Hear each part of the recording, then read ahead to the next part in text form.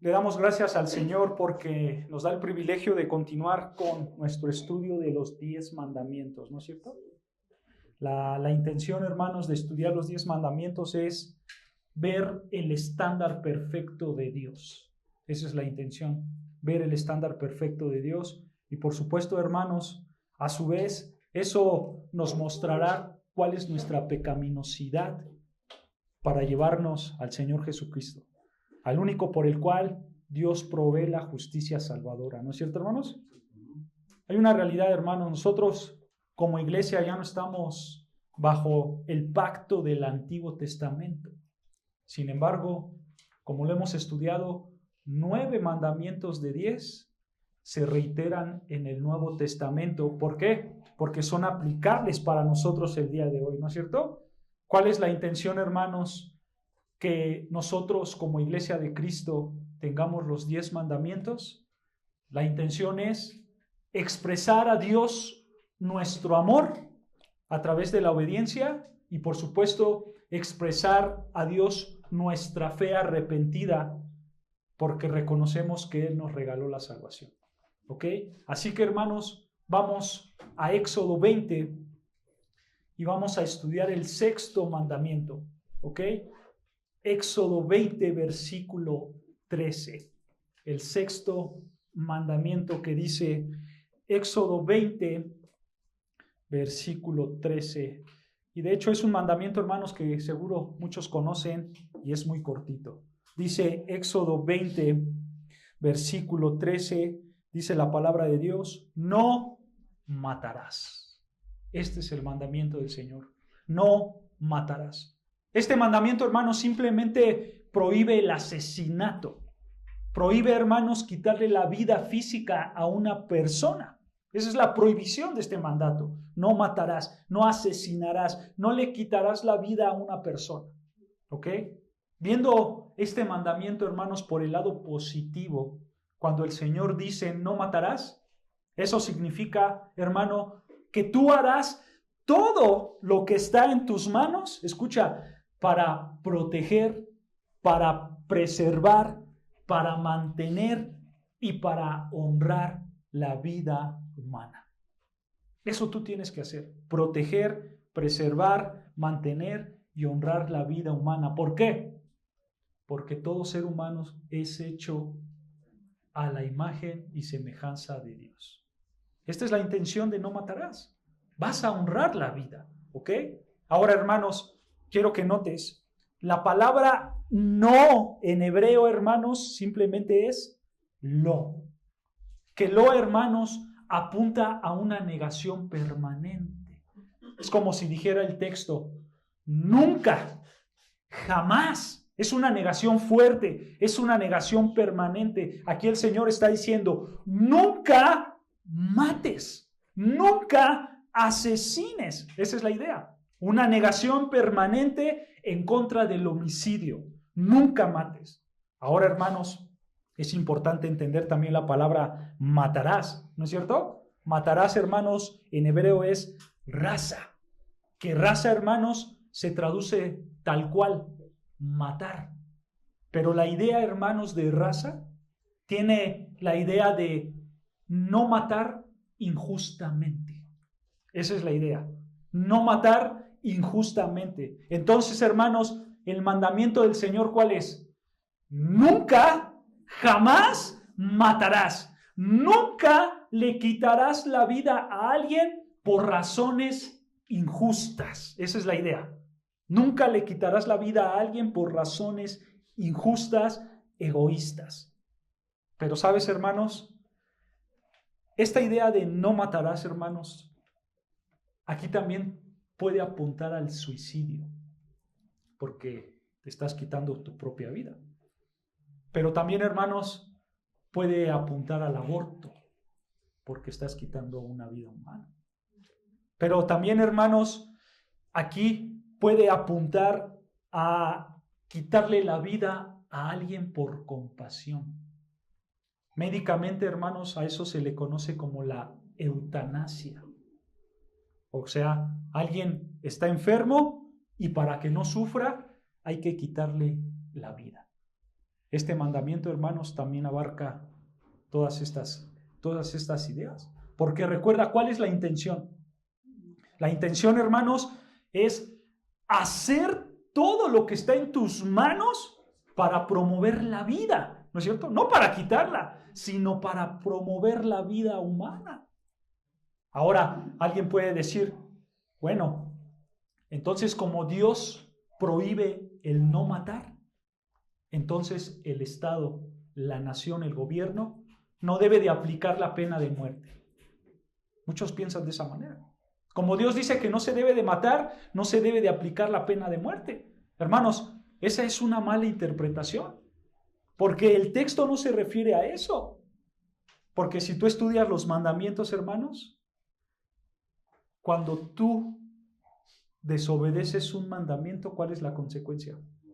La muerte, la pena de muerte.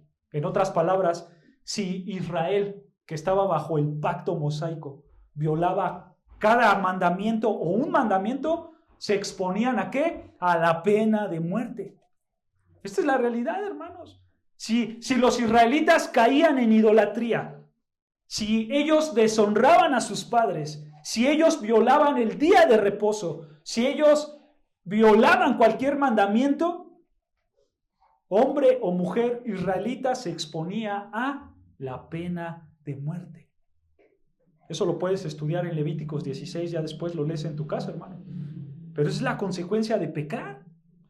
Los israelitas, hermanos, no debían de usar este mandamiento de no matar como un acto vengativo. De que yo, que soy un hombre que veo a otro hombre adulterar, entonces como ya adulteró ese hombre, hay que agarrar las piedras y hay que apedrearlo hasta matarlo de manera vengativa. Pero esto, hermanos, no era para que tú lo usaras de manera vengativa. Lo que se tenía que hacer, hermanos, es cierto. Si pecaba un hombre, se tenía que dictar la pena de muerte. ¿Pero quién la dictaba? El gobierno, ¿no es cierto? La autoridad establecida por Dios, ellos la tenían que dictar. Y de hecho, hermanos, eso aplica hoy en día para nosotros. Porque eso enseña Pablo en Romanos 13:1. Ve lo que dice Romanos 13:1.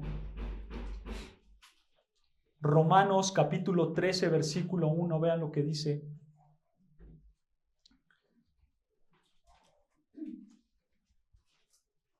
Romanos capítulo 13, versículo 1. En lo que lo buscan, hermanos, aquí Pablo le está escribiendo a cristianos que se encuentran en la ciudad de Roma. Aproximadamente, hermanos, por el año 56 después de Cristo. O sea, una vez que resucitó el Señor Jesucristo, pasaron 26 años y Pablo escribió Romanos. ¿Tú sabes, hermanos, cuál era el emperador que gobernaba en estas épocas? El famoso Nerón. Él era el emperador, Nerón. Que, fíjense, hermanos, históricamente, Nerón era un perverso, dicen los historiadores. Nerón era un hombre terrible, era un hombre egoísta. Que Nerón, hermanos, usaba todo para sus propios fines. Era un corrupto en toda la extensión de las palabras. Y aún así, ve lo que Pablo dice a la iglesia. Versículo 1, Romanos 13, versículo 1. Dice Pablo, sométase toda persona a las autoridades superiores. Esto incluía al corrupto de Nerón y a todo su gobierno. Pero también, hermanos, cuando Pablo dice sométanse a toda esa autoridad, esto también incluye la autoridad de la iglesia, o sea, pastores. También incluye a la autoridad del trabajo, o sea, jefes. También incluye a la autoridad de la escuela, o sea, maestros, a la autoridad de la casa, los padres, a la autoridad en el matrimonio, el esposo, etc. Toda autoridad, hermanos, dice Pablo, tú tienes que, ¿qué? Someterse. Fíjense, hermanos, Pablo sabía perfectamente quién era Nerón. Y aún así les dice, cristianos de Roma, sométanse a Nerón, sométanse a ese corrupto. ¿Por qué lo decía Pablo? Aquí está, Vean, porque, esta es la razón, escucha, porque no hay autoridad sino de parte de Dios, y las que hay por Dios han sido establecidas. Escucha, hermano, Dios no se equivoca al escoger un gobernante, sea del tipo que sea. Y hermanos, cuando Dios escoge un gobernante y ese gobernante sale malo, no es que Dios avale lo malo, no es que Dios apruebe lo malo, no. Pero Él lo escoge, ¿por qué? Porque Él es soberano. Porque Él establece las autoridades. Así que, hermano, tú te tienes que someter a tus autoridades del gobierno. Tienes que someterte a tus autoridades, a tu jefe, aunque sea un corrupto. Debes de someterte a tu marido, a tus padres, a los maestros de la escuela. Y no importa, hermanos, cuán pecaminosos sean, tú tienes que, ¿qué? Que someterte a ellos. ¿Por qué? Porque Dios los pone. Dios en su soberanía, Dios en su provisión, colocó a cada autoridad alrededor de ti. Y tú te vas a someter a ellos ¿en qué? En todo. En todo, excepto en el pecado. Esa es la única excepción. Si esa autoridad te manda a pecar, ahí ya no tienes que someterte. Pero fuera de eso, te tienes que someter en todo. Y dice versículo 2, vean, Pablo sigue hablando de la autoridad civil y dice Pablo, de modo que quien se opone a la autoridad, a lo establecido por Dios, ¿qué? Resiste. Si tú te opones a la autoridad, tú te resistes a Dios. ¿No quieres oponerte a Dios, o sí, hermano? Espero que no, porque aunque lo hagas no vas a ganar. ¿Quién puede resistirse al Todopoderoso, hermanos? Nadie. Pero vean, continúa diciendo las Escrituras, y los que resisten acarrean condenación para sí mismos. Versículo 3, porque los magistrados, recuerden el contexto, habla de autoridades civiles, ¿no? Los magistrados, escucha, no están para infundir temor al que hace el bien, sino ¿a quién? Sino al malo. Escucha la pregunta. ¿Quieres, pues, no temer la autoridad? Haz lo bueno y tendrás alabanza de ella. ¿Cómo haces lo bueno? Versículo 1, sometiéndote a tus autoridades. Versículo 4, vean, dice versículo 4, porque las autoridades, escucha, es servidor de Dios, ¿para qué? Para tu bien.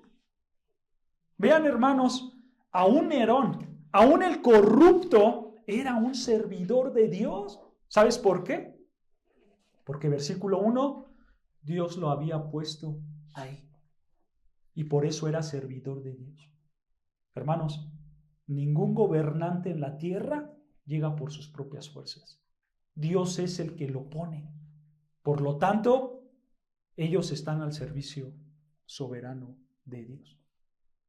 Nuestro Congreso, hermanos, nuestra Cámara de Senadores, nuestra Cámara de Diputados, nuestro presidente, son servidores ¿de quién? De Dios, para cumplir el propósito perfecto que Dios tiene planeado. Y hermanos, eso tiene que hacernos someter a ellos, sin importar la vida moral, sin importar la manera en que piensan, sin importar nada. Dios los pone, ¿por qué? Porque dice el texto que son servidores de Dios para tu bien. Son servidores de Dios para tu bien. Y escucha, continúa diciendo el texto, pero si haces lo malo, escucha, teme, porque en vano lleva la espada, pues es servidor de Dios, vengador para castigar al que hace ¿qué? Lo malo. Vean, hermanos, un soldado romano no en vano lleva la espada, dice Pablo. No llevar la espada, hermanos, no era nada más para presumirla, ¿eh? Los soldados no decían, mira, aquí está mi espada, te la enseño. No. La espada en este contexto, hermanos, era un instrumento de muerte. O sea, en pocas palabras, si tú faltabas a la ley civil, si haces lo malo, Un romano sacaba su espada y podía matarte aplicando ¿qué? La pena de muerte por faltar a la ley.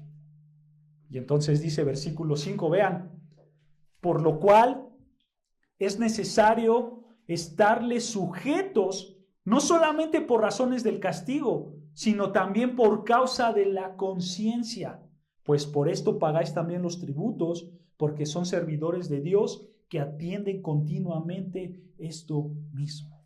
Vean, hermanos, los tributos se refieren a los impuestos.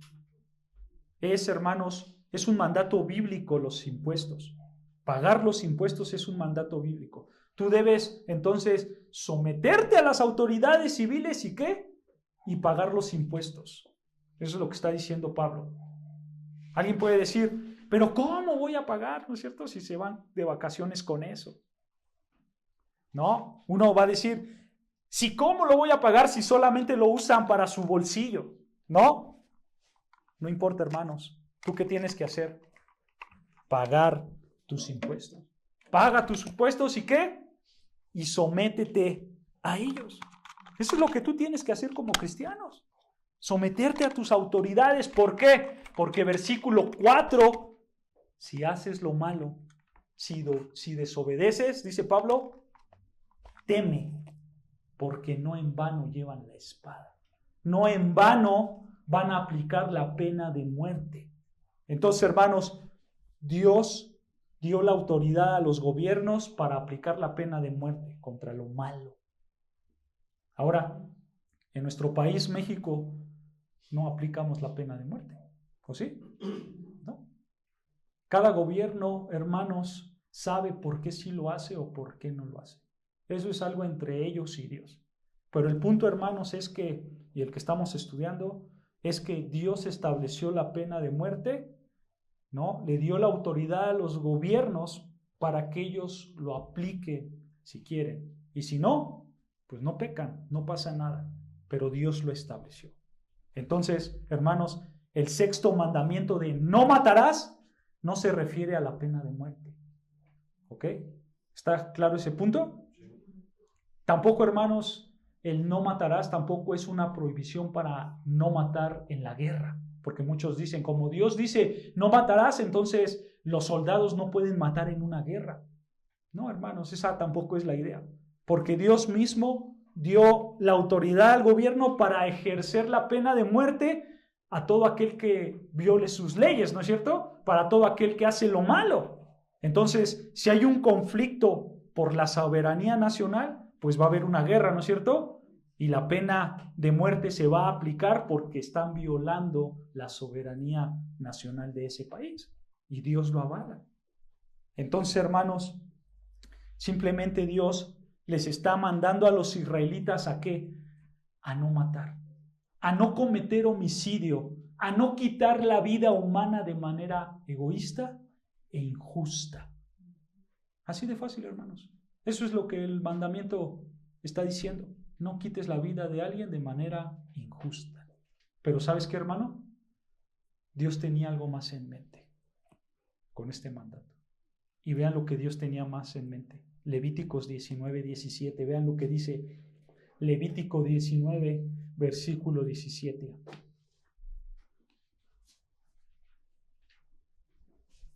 No solamente era quitar la vida física de manera injusta.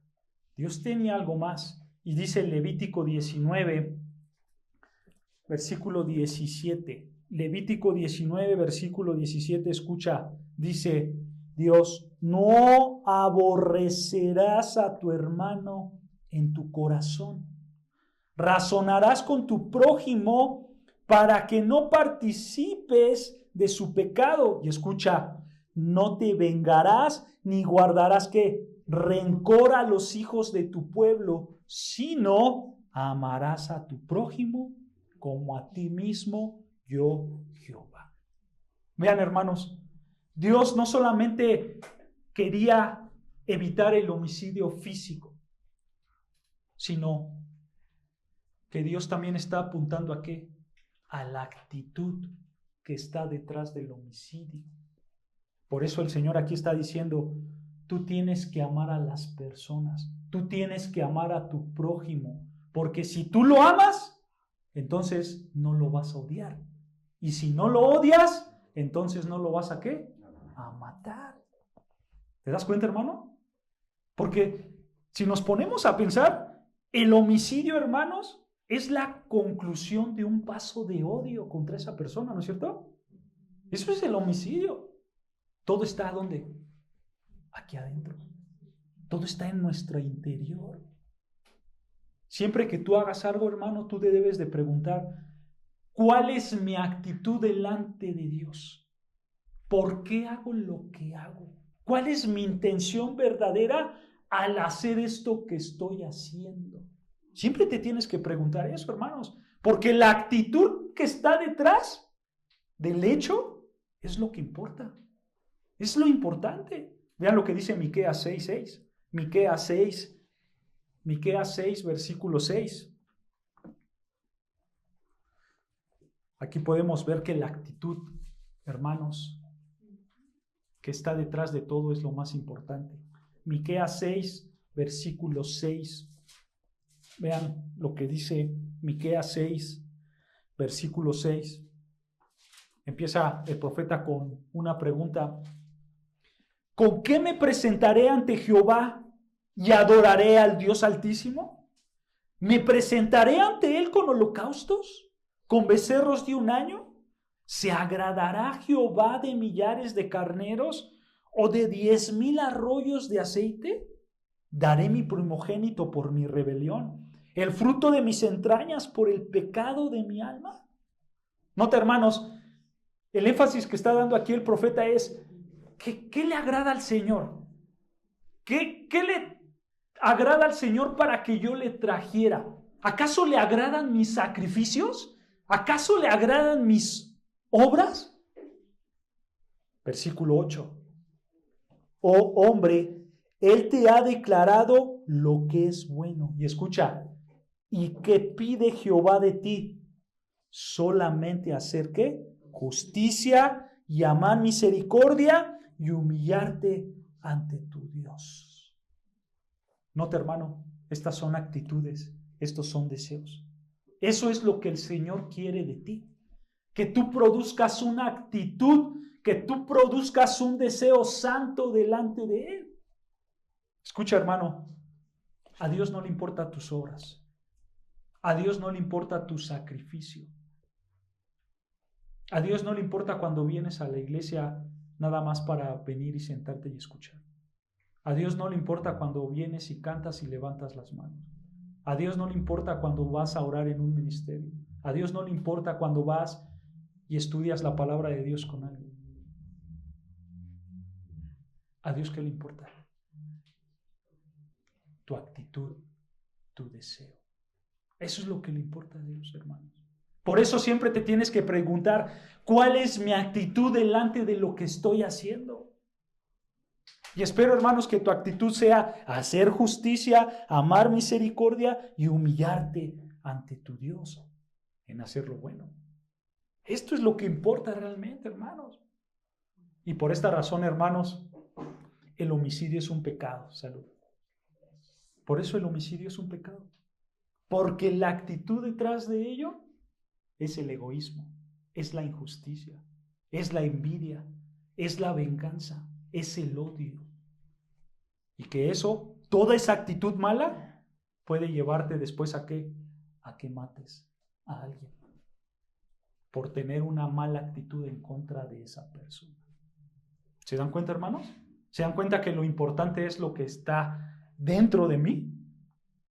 Esto es lo que Dios quiere que cambiemos. Nuestros deseos, nuestras actitudes. Ahora alguien puede decir, ay, pero eso solamente eran para personas del Antiguo Testamento. Esto ya no aplica para mí porque ahora yo estoy en el nuevo pacto. ¿Es cierto eso, hermano? No.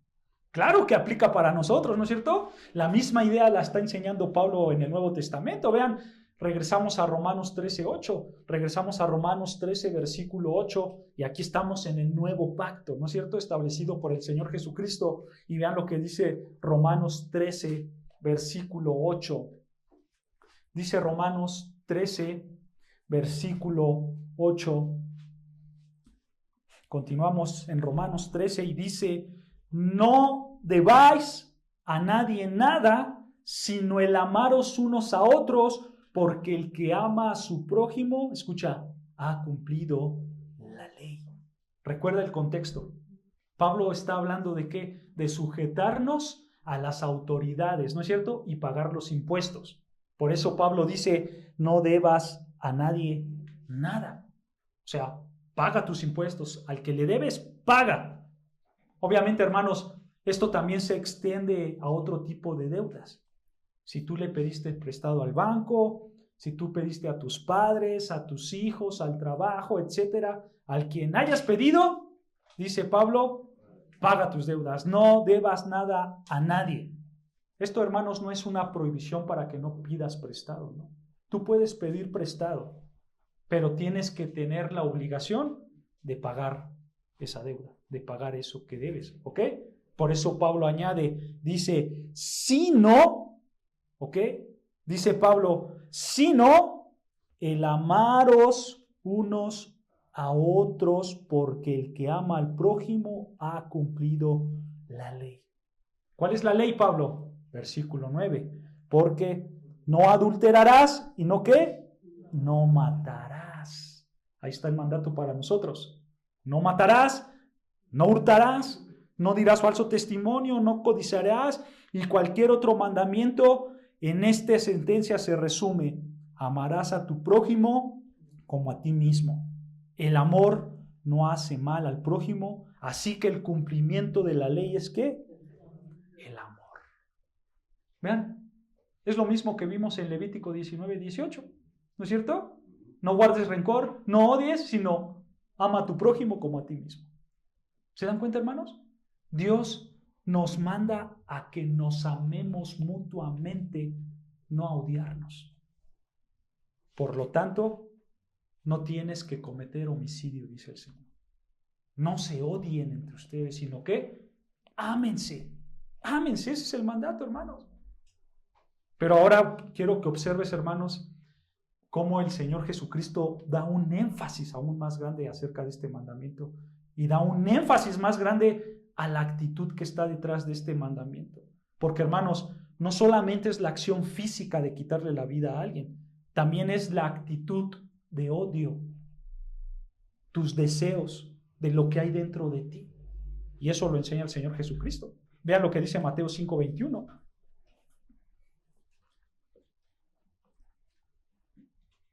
Mateo 5:21.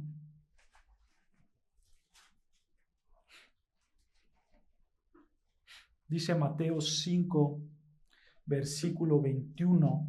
No solamente acerca del asesinato, no solamente es quitarle la vida física a alguien, también es la actitud que está detrás. Y el Señor Jesucristo lo explica perfectamente. Dice el Señor Jesucristo, Mateo 5:21, dice, oísteis que fue dicho a los antiguos. Detengamos ahí tantito. Esta frase, hermanos, oíste que fue dicho a los antiguos, esto se está refiriendo a las falsas enseñanzas de los líderes religiosos de la época. ¿Ok? Ellos habían enseñado algo antes. Y aquí lo que el Señor Jesucristo simplemente va a hacer es dar la correcta interpretación que Dios mismo ya había tenido en mente en su palabra. Cuando tú estudias todo el Sermón del Monte, hermanos, el Señor Jesucristo no viene a dar nada nuevo. Él simplemente va a enseñar lo que ya se había perdido. Va a dar la correcta interpretación. Porque recuerda, los escribas y los fariseos, hermanos, que eran los líderes religiosos de esta época, ellos agarraban la palabra de Dios y ¿qué hacían? La torcían, ¿no es cierto? La malinterpretaban, pero para su conveniencia. Por eso el Señor los exhortaba y les decía, no es así. Por eso, hermanos, el Señor dijo, ustedes escucharon que le decían los antiguos. O sea, ustedes escuchaban las enseñanzas de los falsos líderes religiosos.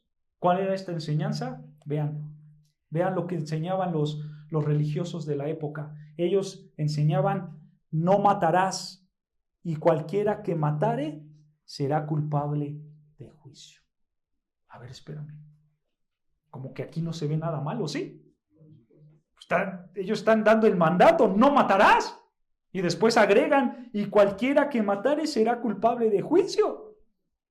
Hermanos, ¿qué hay de malo que citen el versículo del Antiguo Testamento? Porque aquí están citando Éxodo 20:13, ¿no es cierto?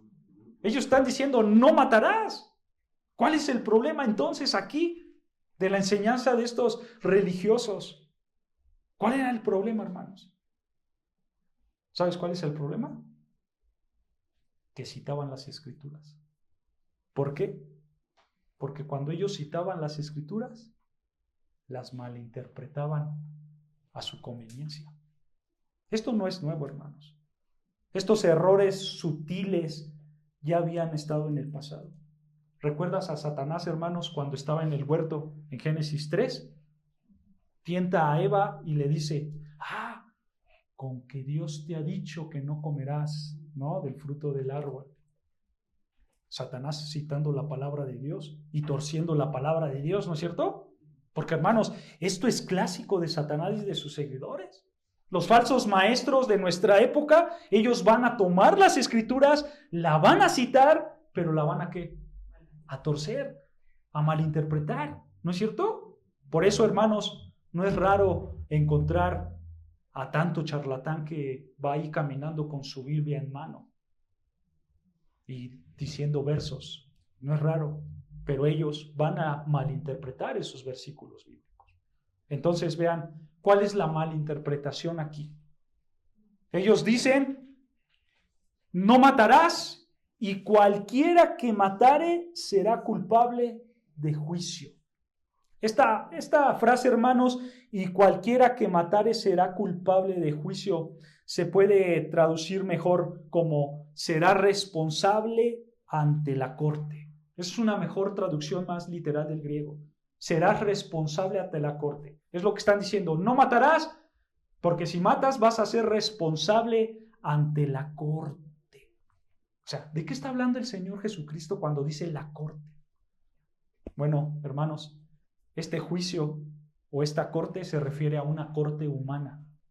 O sea, los rabinos, hermanos, veían el homicidio como un acto externo que debería de ser llevado a una corte humana. Pero el castigo, hermanos, no había sido establecido por Dios así. Dios nunca dijo, al homicida lo tiene que juzgar una corte humana, ¿no? Esto era algo que ellos habían inventado.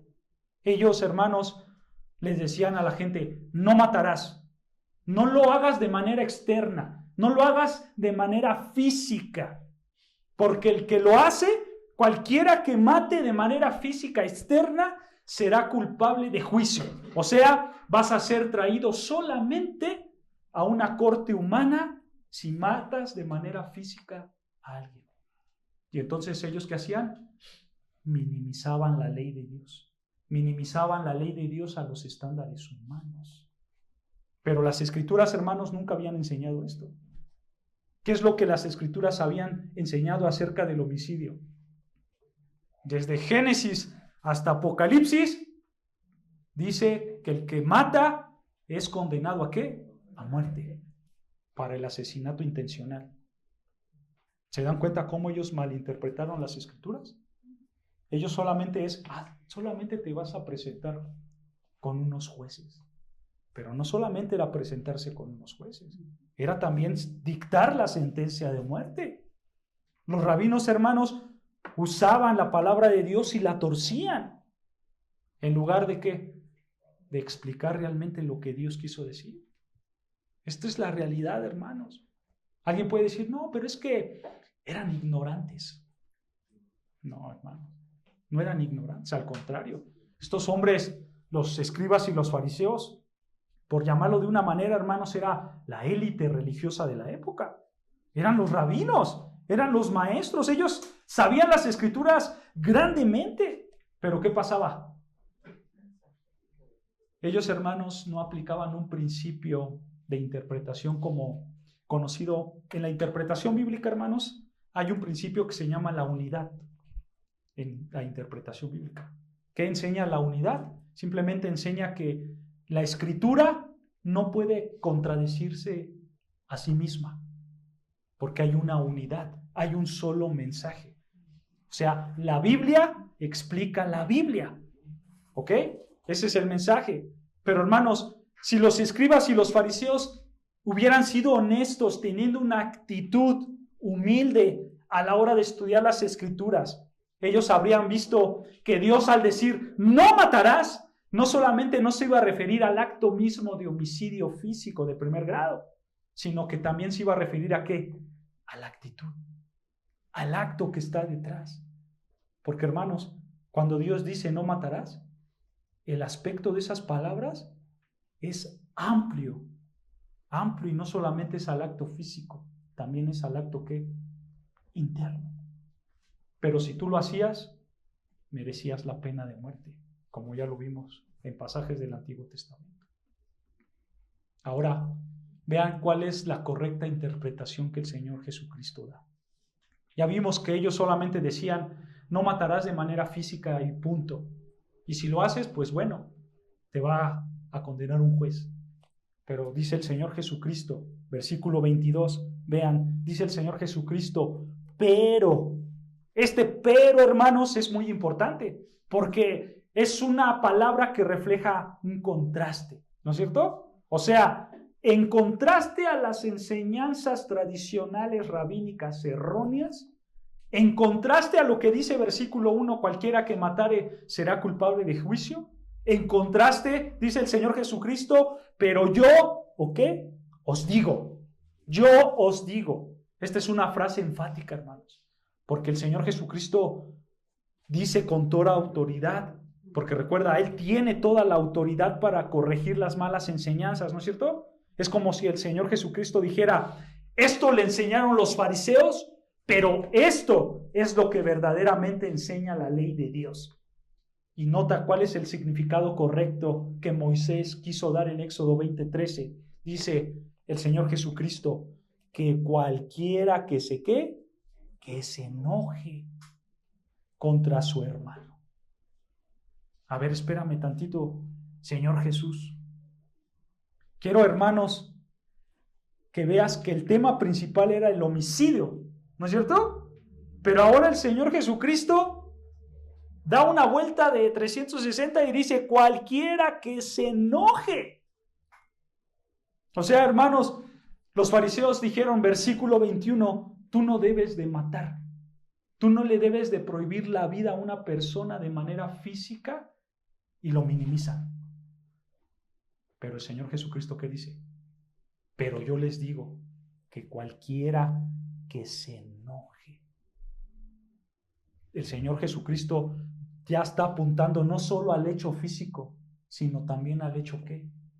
Interno, al deseo, al anhelo, a lo que verdaderamente le importa a Dios, lo que hay dentro de ti, en tus pensamientos, en tus anhelos. ¿Se dan cuenta, hermanos?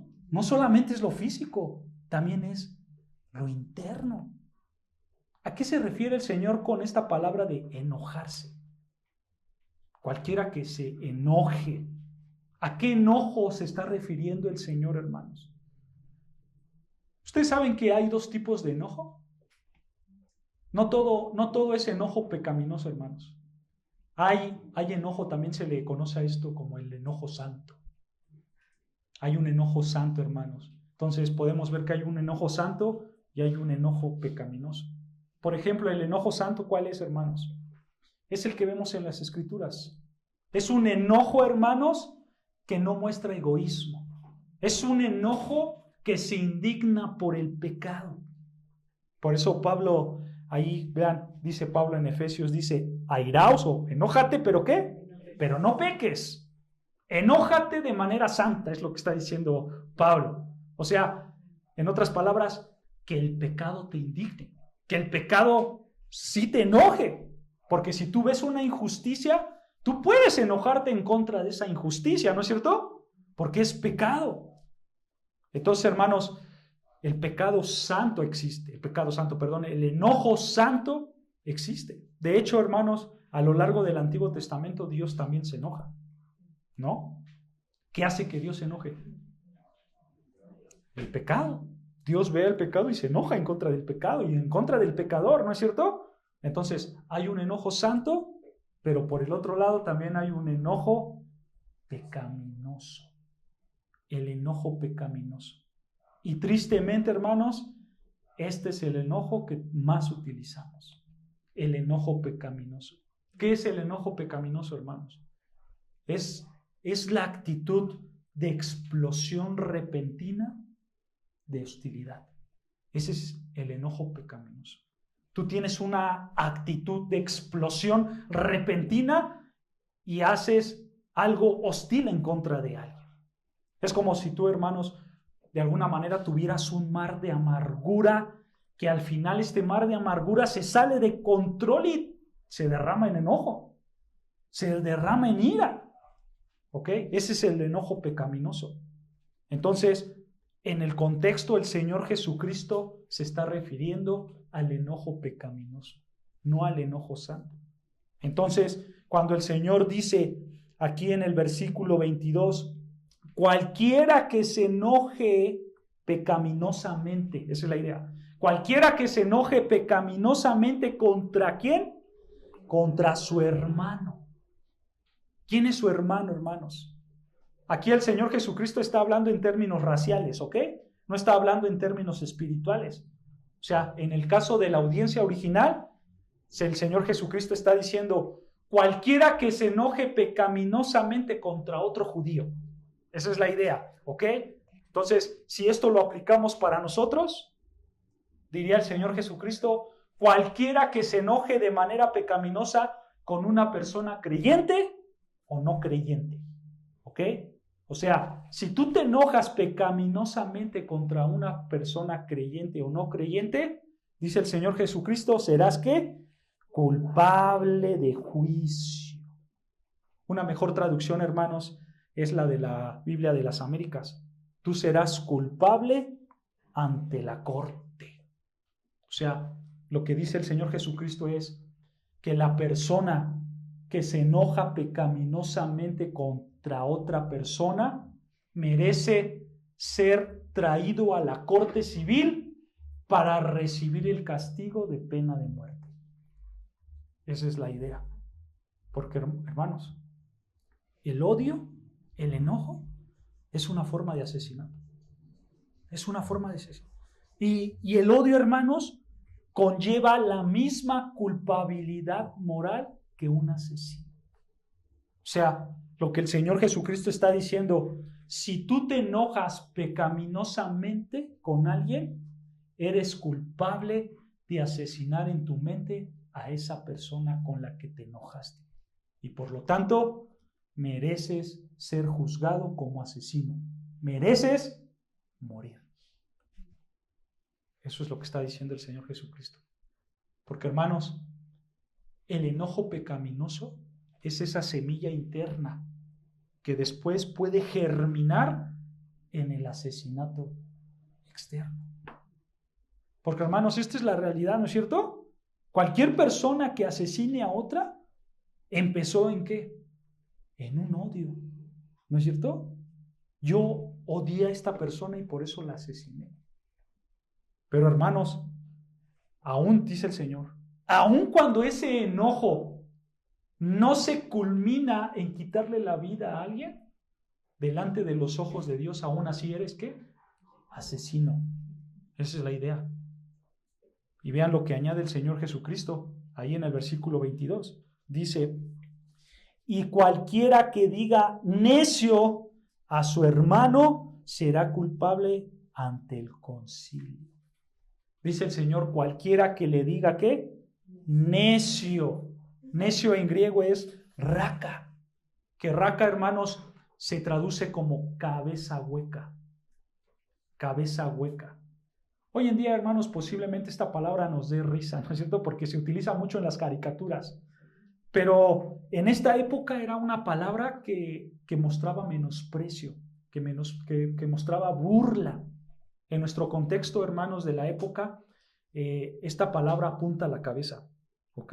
O sea, es como si tú le dijeras a alguien literalmente estúpido, torpe, tonto y cosas más fuertes. Está apuntando ¿a dónde? A la cabeza. O sea, la idea, hermanos, es que tú estás insultando a la persona porque, entre comillas, no piensa. Es un tonto, es un idiota, es un torpe. Entonces, hermanos, la intención es que el enojo pecaminoso va a terminar siendo expresado en palabras que ofenden a esa persona. ¿Para qué? Para menospreciarla. Esa es la idea. ¿Ok? El enojo te va a llevar a menospreciar a las personas. ¿Ok? Pero también añade el Señor Jesucristo y dice, y cualquiera que le diga ¿qué? Fatuo.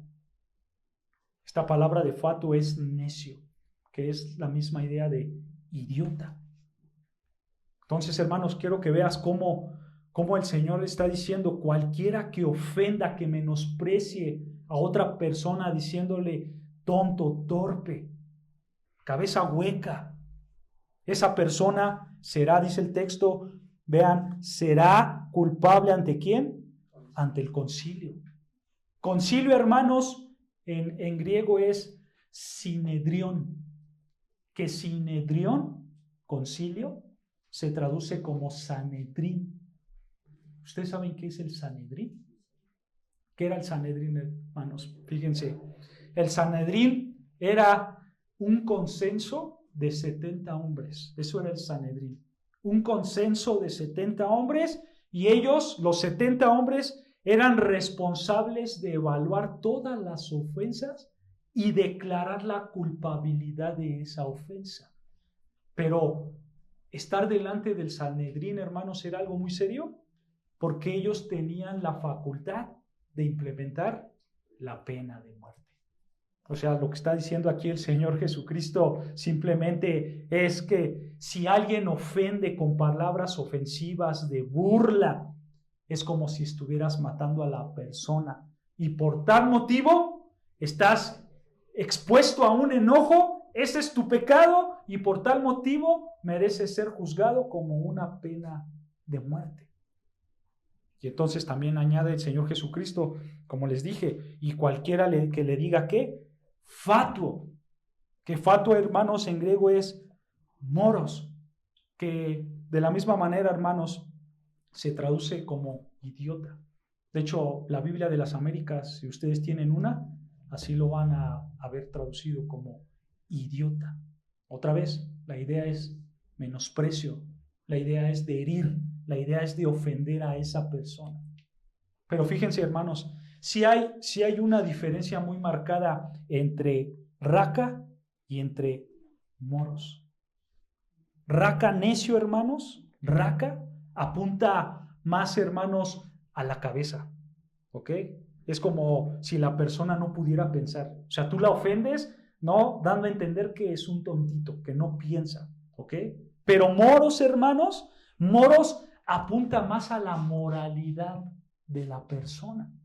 Es como si tú vieras pasar a una persona que odias. Tú ves pasar a esa persona que odias y a mí me da asco. Es una tonta, no la soporto. Esa es la idea. Apuntas a su moralidad. ¿Ok? Entonces, una es a su intelecto, otra es a su moralidad. Pero la idea, hermanos, es la misma. Si tú te enojas, si tú tienes la actitud de enojo pecaminoso que te va a llevar a decirle fatuo, entonces es como si lo hubieras ¿qué? Matado. Y por eso dice el Señor Jesucristo, quedará expuesto al infierno de fuego. ¿Cómo? ¿Cómo? ¿Solo porque le dije necio, fatuo, ya merezco ir al infierno? Dice el Señor. Sí. Sí. Porque el punto, hermanos, es que cualquier persona que se enoje pecaminosamente contra otra persona, que manifieste un enojo con palabras ofensivas, es culpable ¿de qué? De asesinato. Y por lo tanto, es una persona que merece ser condenada. Es una persona que merece, dice el Señor, ser atormentada en el infierno de fuego eterno. Quiero que te des cuenta, hermanos, este es el estándar perfecto de Dios. Este es el estándar perfecto de Dios. Esto es lo que el Dios Santo tenía en mente cuando dio el mandamiento de no matarás. No solo lo haces si lo haces de manera externa, física.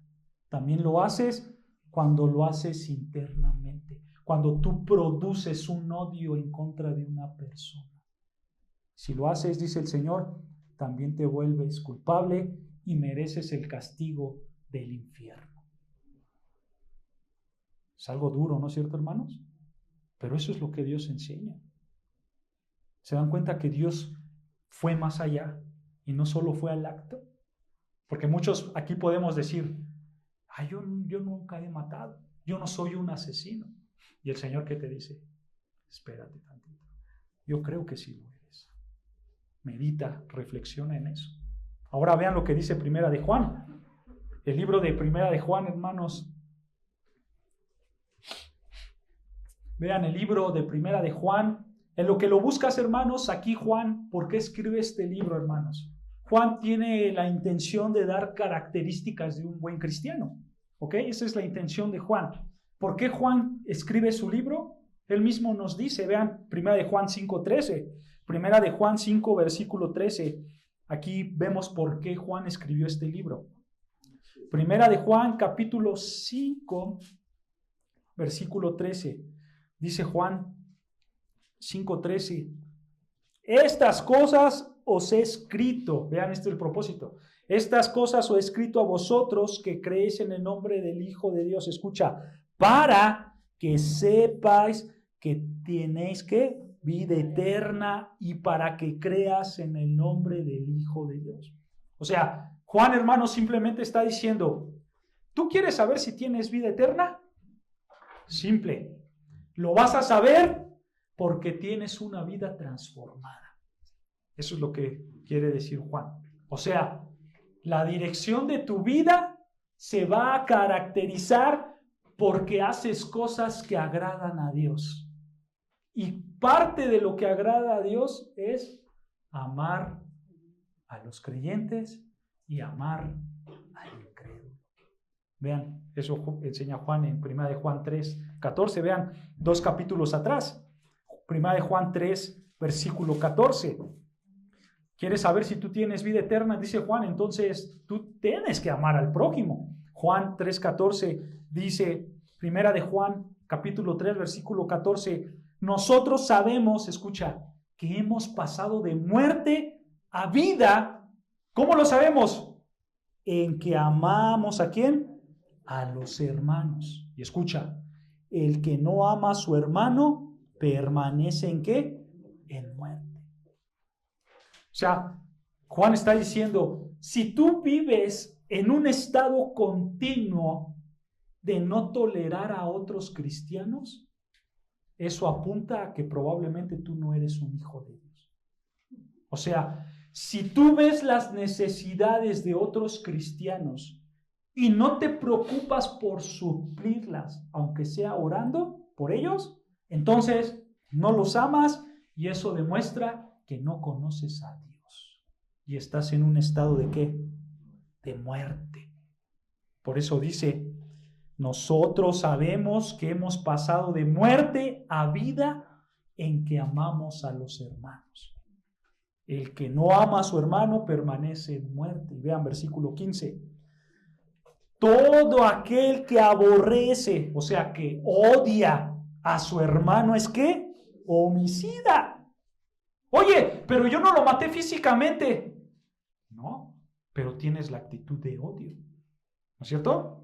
Y por eso dice, y sabéis que ningún homicida tiene vida eterna permanente en él. Ahí está. Más claro no se puede. Juan está siendo muy claro. El que odia es homicida y el homicida no tiene vida eterna. Hermanos, todos luchamos con el odio. Todos luchamos con el enojo. Cuando tú te enojas con tu esposo o con tu esposa y le dices, ya no te aguanto, ya me tienes hasta aquí. Cuando tú le dices a tu hermano o a tu hermana, ¿qué no puedes pensar? O cuando tú le dices a tus hijos, me tienes harto. hasta la coronilla, ¿no es cierto? O cuando tú vas en el tráfico y alguien se te cierra y entonces, ¿qué haces? Le empiezas a gritar hasta de lo que se va a morir. Pues justo, internamente, lo mataste. Cuando ves pasar a una persona que tú tienes un problema con ella, pero no le quieres ni ver porque te hizo algo en el pasado, entonces ya la mataste internamente.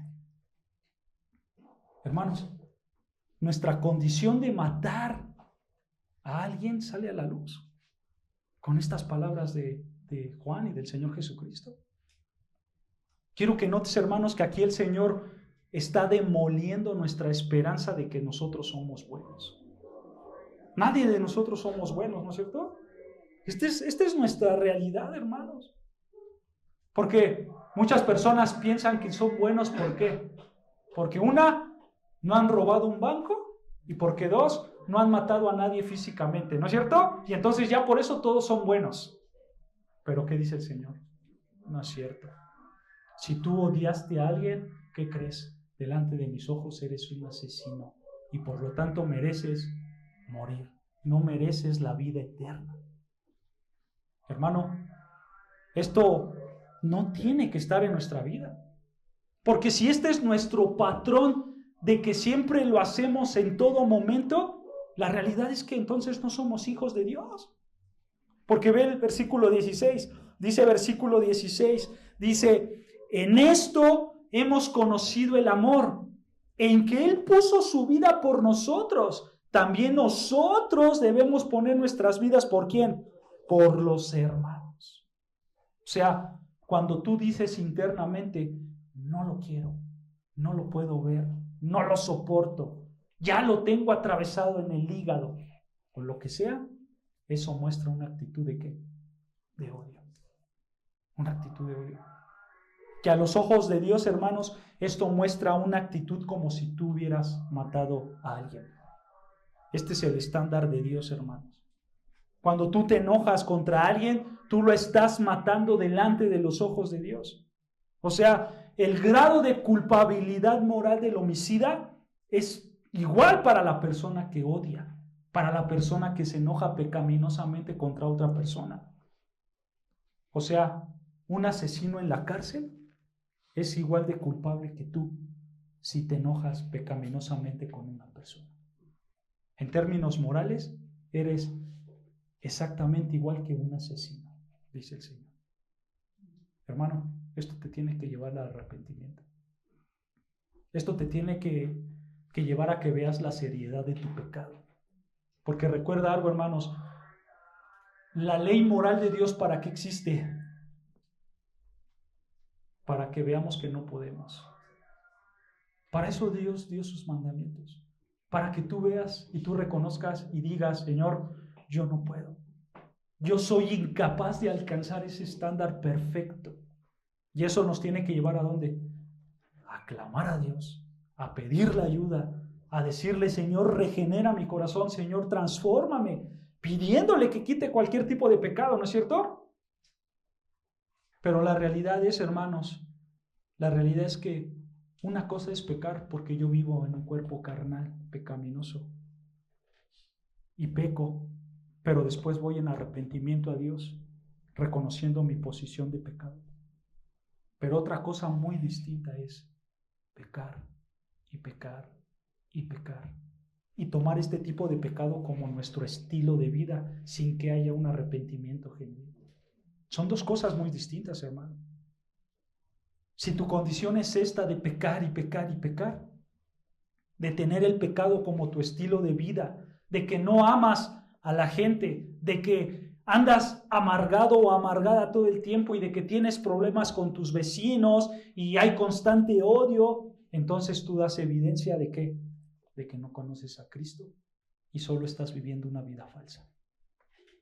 En ese caso, arrepiéntete, cree en el Señor Jesucristo, porque dice que vas directo al infierno eterno. Hay que reflexionar en eso, hermanos. Y yo quiero acabar con esta pregunta.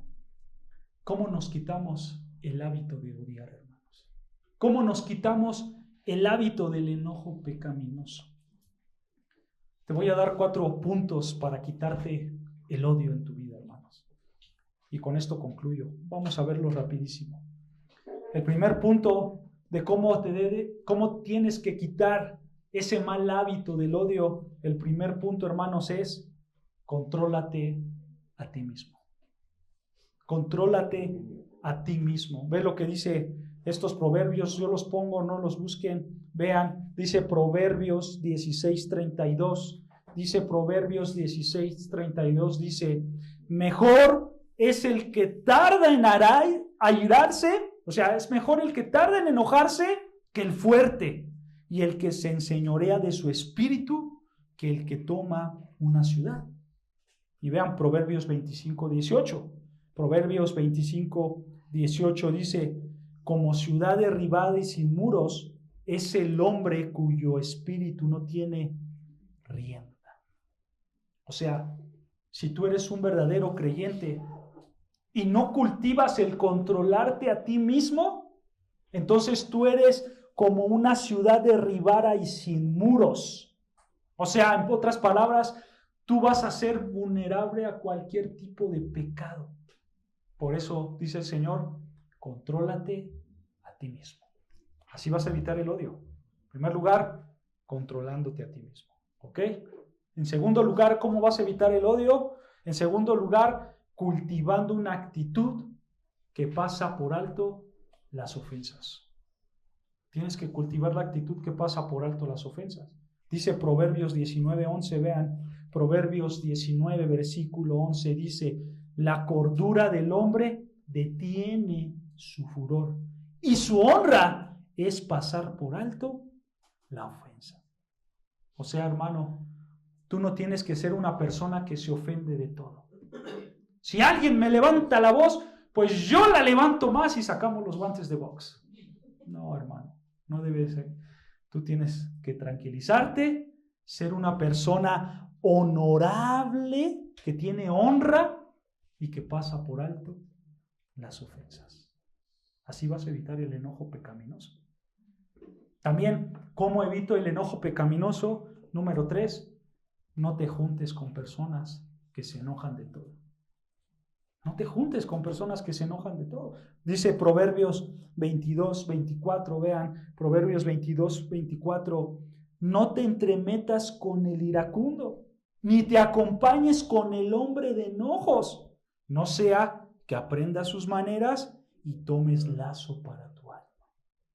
Pocas palabras, cuida tus amistades. Cuida tus amistades, hermanos. Evita a las personas iracundas. Entonces ya me voy a divorciar. No. Si tu esposo, si tu esposa, si tus hijos, tus hermanos, tus padres, tus abuelos son iracundos, obviamente, hermanos, no te tienes que alejar de ellos, pero sí de los demás. Cuida tus amistades, dice el Señor. ¿Ok?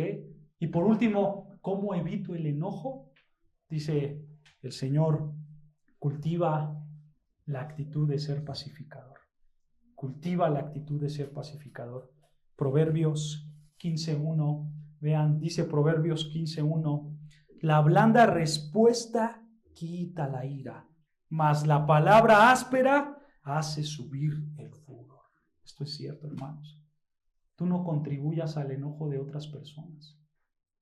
Cuando tú contribuyes a la paz, a ser pacificador, entonces, hermanos, eso te va a ayudar a controlarte a ti mismo y apartarte de personas inadecuadas. Tú tienes que hacer estos 4 puntos, hermanos, para quitar la ira, el enojo de tu vida. Entonces, hermanos, en conclusión, si el odio caracteriza tu vida, si tú vives enojándote con la gente sin obedecer a Dios, tú no eres cristiano. Tú eres un homicida y necesitas arrepentirte de tu pecado y clamar a Dios por misericordia. Pero por el lado contrario, los que verdaderamente son creyentes, ellos se dan cuenta que el problema no es externo solamente, sino que es interno. No solamente frenas para no matar a alguien físicamente, sino que también te esfuerzas por la gracia de Dios para amar a las personas, sean cristianos o no sean cristianos. Tú te esfuerzas para servirles, para no enojarte, para no odiarlos. Esa es la vida cristiana, hermanos. La vida cristiana es: me esfuerzo, tomo la decisión de seguir los mandatos del Señor. Así que, hermano, esfuérzate para que cumplas este sexto mandato de Dios, de no matar ni físicamente ni internamente con nuestro enojo pecaminoso a las personas. Amén.